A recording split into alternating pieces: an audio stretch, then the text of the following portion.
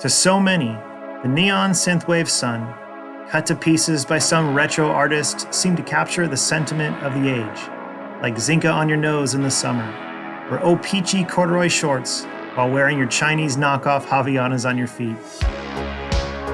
When we all thought we were going to be forever young, when you wore a t-shirt to combat AIDS, and you really felt we made a difference, and cancer wasn't in our faces, or the seemingly insurmountable political divide of today. When Ronald Reagan was our king, Star Wars seemed to be possible, and cult classics like Buckaroo Banzai made our eyes light up. We could go on and on like some magical maze in the labyrinth, but for now, we're going to try and outrun the setting of the 80s in our life, and try to bask in the sun of the synthwave magic of John Hughes, Goonies, and continue the no-regrets attitude of loving that which is in the past, but will forever be a part of us. And so in effect, we carry it with us into the future. Let's outrun this sunset together.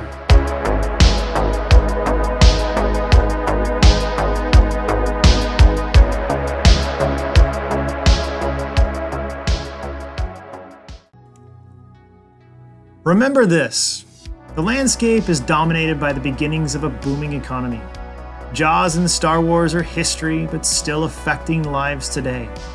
Two games that towered above the rest in places like 7-Eleven or other convenience stores are popping up everywhere. Games like Miss Pac-Man and Galaga. Your friends tell you that a new arcade just opened up downtown or at a local mall, and you had to check it out and try to beat their scores. Make it to the new Galaxy arcade with that crazy black carpet that somehow lights up like fireworks due to the black light on neon colors. This is different. Sure, you may have played at Straw Hat Pizza, but you'd never seen a store dedicated to the arcades alone. Stepping foot in this place, you hear a cacophony of sounds like some language from R2-D2 only C-3PO could understand and translate. After all, he's fluent in over 6 million forms of communication. It smells like oils from popcorn mixed with sweat and tears from a packed house of kids. This is crazy. You'd seen them, or at least heard of these arcade places before, but you'd never seen one. Not in your town. You see a bunch of arcades here, ones you love or heard of or hope to play. You remember this month. It's the end of April, and spring is in full bloom, and something has just been released. Dominating all the other arcades is one that stands above them all in 1982. As the main character walked around a colorful screen, your eyes and ears are hit with a constant beeping as some guy in a suit and some hose-looking object on the side seemed to battle what you later found out to be the names of Pukas and Figars. It is, of course, the classic maze-digging arcade game of Dig Dug. This was to be the most popular arcade game of 1982. In fact, in North America alone, Atari sold 22,228 Dig Dug arcade cabinets by the end of 1982, earning $46 million at least, which is equivalent to about $140 million today in cabinet sales. It's really crazy when you think about it, since so many other cabinets are being made and purchased all throughout North America this time. I mean, 1982 had games like Donkey Kong Jr., Joust, Popeye, Sinistar, Q*bert, and even Robotron. The Mint was constantly, no doubt, putting out more and more quarters to answer the shortages that Missile Command, Tempest, Frogger, Defender, Pac-Man, and Galaga had created. So you place your ratted jeans with holes in the knees covering your ruse sneakers with the side pockets and Velcro. Ain't nobody got time to tie their shoes in the 80s because there were simply too many games to play that were state-of-the-art.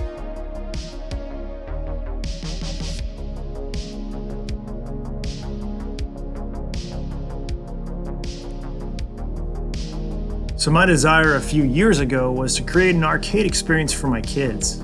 How would I do this? Larry and I started a podcast that had to do with 80s pop culture.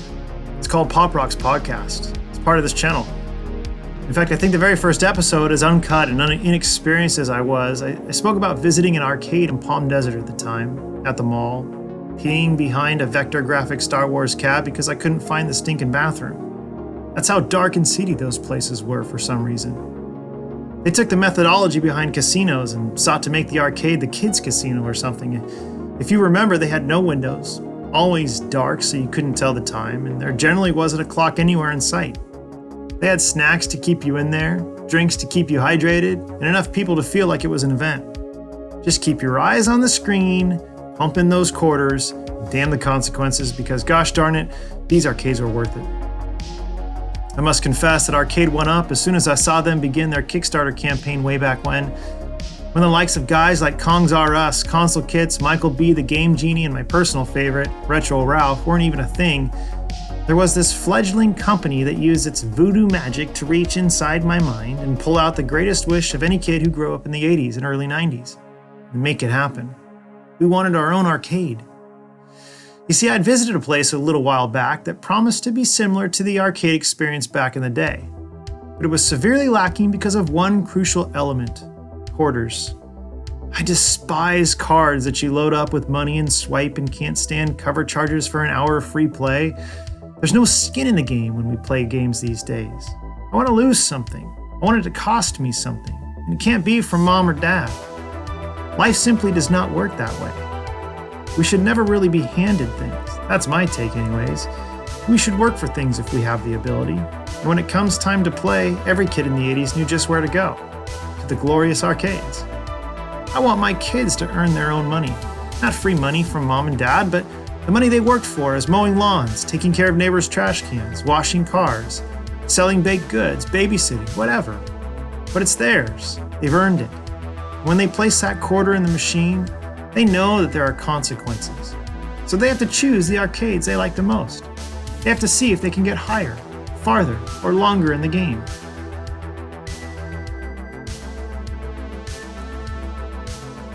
In 1982, Golden Classic was born in the form of Dig Dug. Its simple style, cute characters, and difficult play has captured us anew.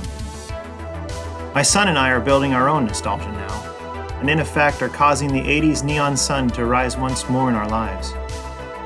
Thanks to Arcade 1-Up, it continues to shine upon us like a Cold War for our hearts or some new midnight song echoing through our ears. Tears for Fears sung about everyone wanting to rule the world. But the truth is, we are content building our own 80s world, where we lock out all the fears of today. For in here, in our own little arcade, we have something that no Figar or Puka can take away. No politics, no stress of finances or high prices of gasoline. No diseases, no worries. Just a few hearts that long for a Goonies adventure. To travel back in time with Marty McFly and be the last starfighter. There's a great community out there who remember their love of arcades, in a time when things were much more simple for us. So join us as we seek to hold back the tide and outrun the neon sun together.